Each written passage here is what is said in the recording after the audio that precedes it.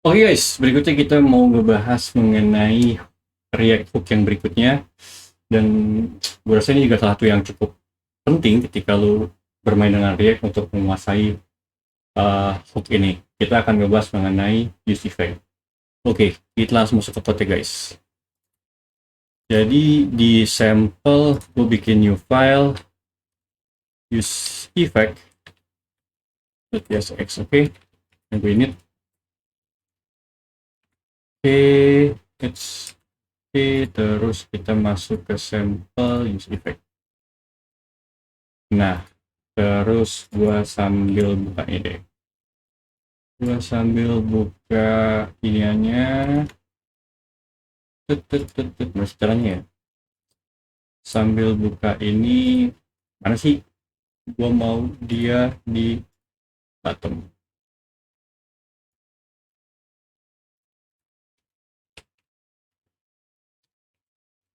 Oke, pertama kita import dulu. Kita import dulu React-nya ya kan. Nah, terus kemudian kita masukkan use effect-nya. Kalau again ya, kalau teori-teori yang dasarnya uh, silakan browsing sendiri. Gue langsung ke demonya aja. Jadi use effect itu adalah sebuah function yang akan dipanggil tiap kali komponen itu render. Jadi kalau misalkan di sini kita uh, effect all, oke.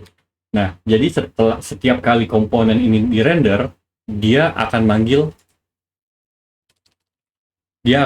si function effect ini. Jadi kalau misalkan di sini kita punya use state, oke. Terus kemudian gua kasih button sample on click set state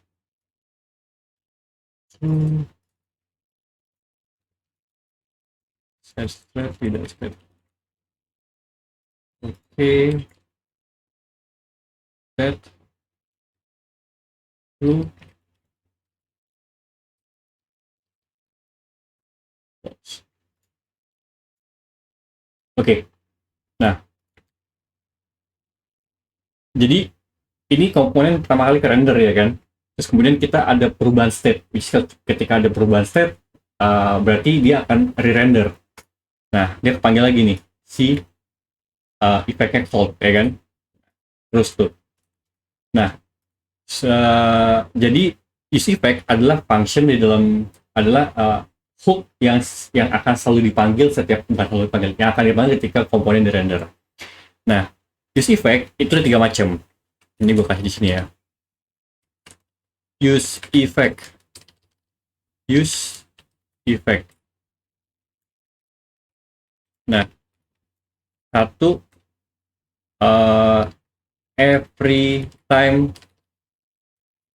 komponen re-render. Jadi ketika di render atau lagi di re-render.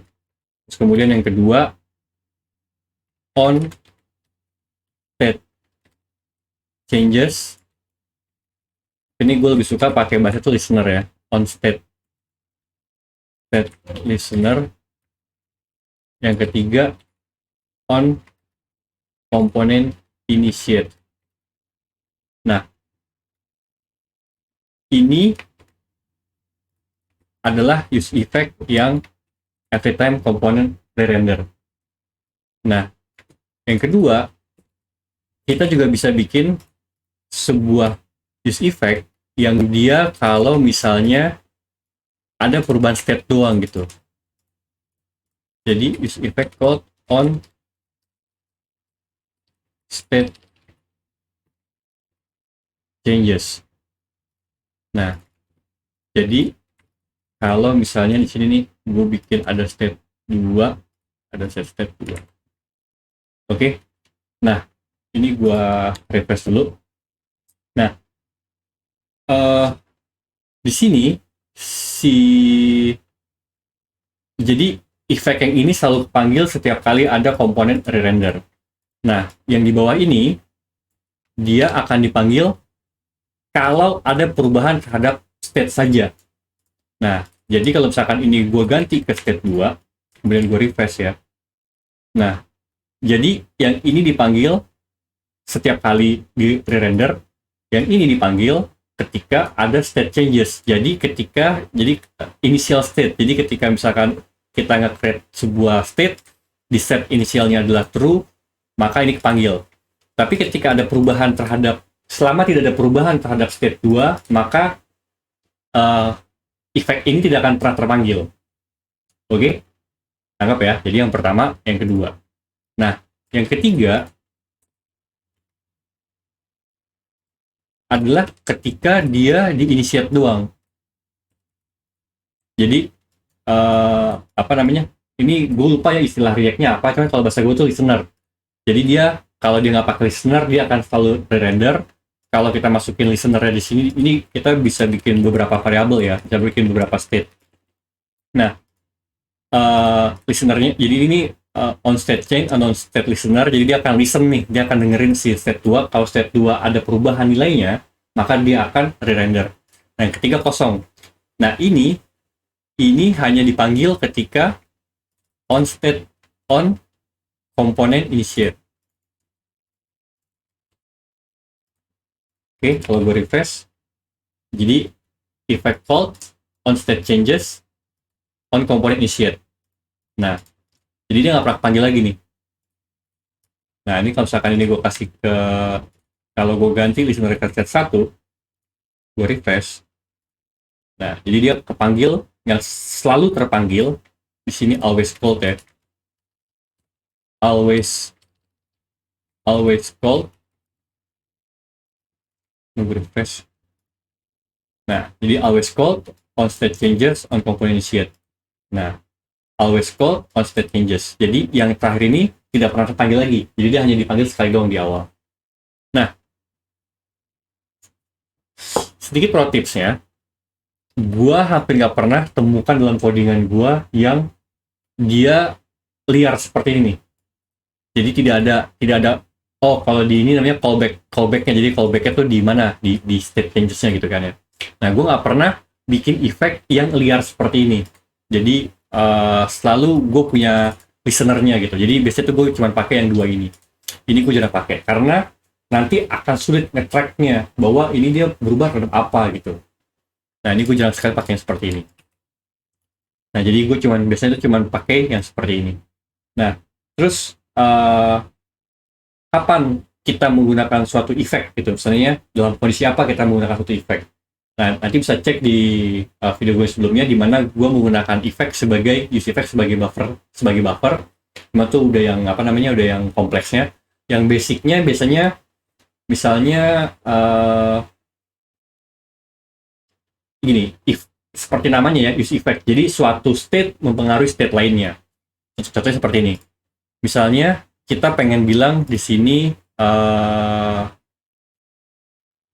gimana ya? Set state sini.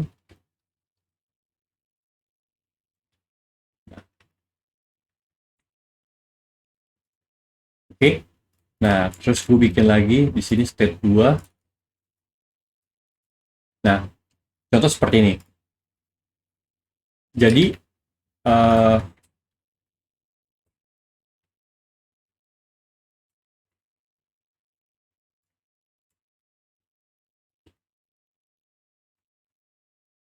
oke, kita punya set 1 dan kita punya set 2 ya kan. Nah, dimana kalau tombol ini kita klik ya kan, kita tombol ini klik, kita akan set state 1 menjadi tidak state atau inverse-nya gitu ya. Nah, kita pengen nih, kita seringkali ketemu ketika ada suatu state berubah mempengaruhi state lainnya.